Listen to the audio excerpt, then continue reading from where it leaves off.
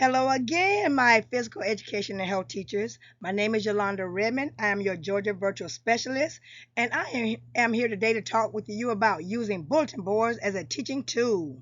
Let's talk about it.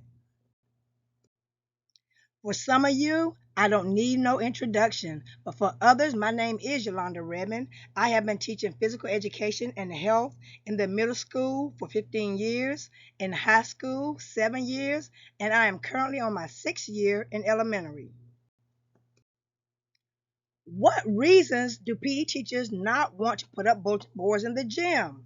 Well, I did a survey and I have a couple of reasons why they don't like doing bulletin boards.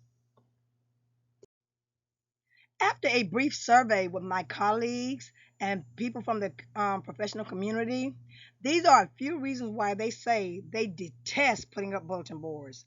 Due to limited time, and you guys know we don't have much of a planning period, there are other priorities than the bulletin board. I can see that.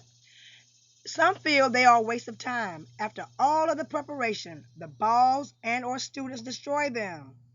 I understand that. Their gym is a shared space, and the bulletin boards get destroyed by after school programs that are not a part of the PE program. Yes, that's my case. Don't like using their own money due to lack of school supplies.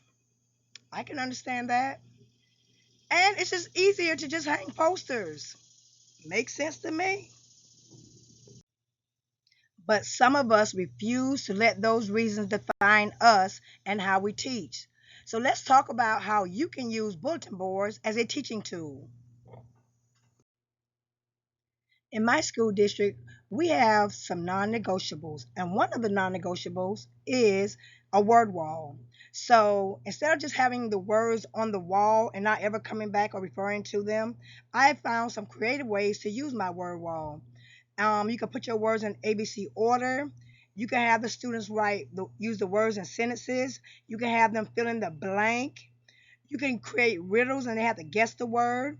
You can scramble the words and have them unscramble the words. You can have them play a game called I have, who has, and then those instructions are listed over to the right of the picture.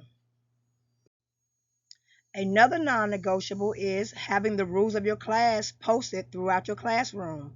So, again, I have found some creative ways to reinforce my class rules.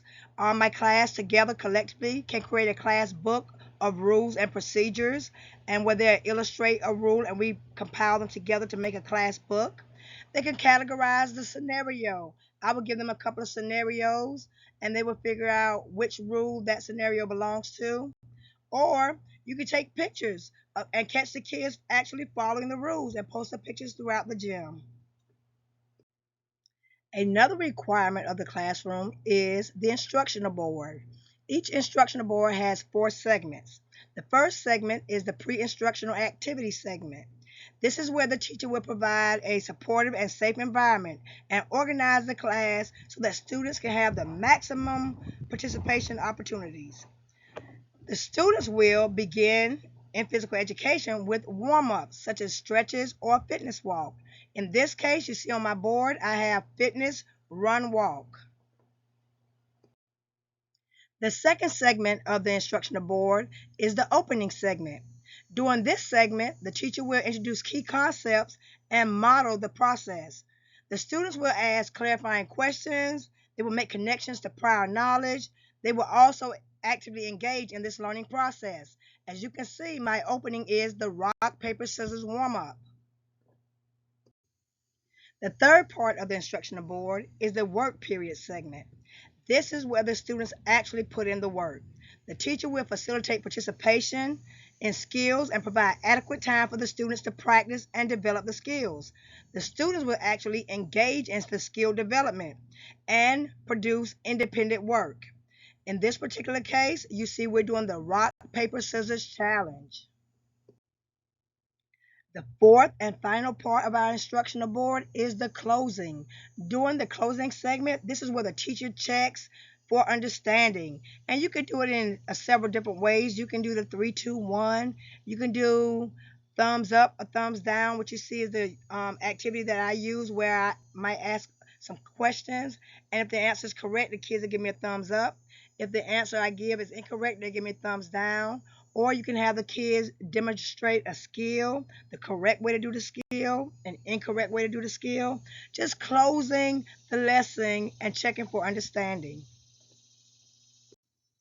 And my final two bulletin boards are just for fun.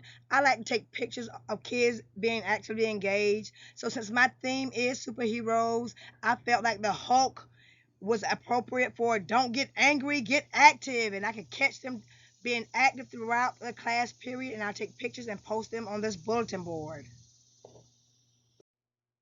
And just so we're not forgetting that health portion of our class, I like to catch the kids being amazing and practicing healthy habits. I might take a picture of them eating a healthy salad during lunch, or I might catch them washing their hands. Any type of health habit I see them doing throughout the school, I take the picture and I post it here. The kids love seeing themselves on the wall in the gym. So, if you have any questions or suggestions about how to implement bulletin boards as a teaching tool, please use my information and reach out to me via email. Again, my name is Yolanda Redmond, and I'm your virtual PE and health specialist. Have a good day.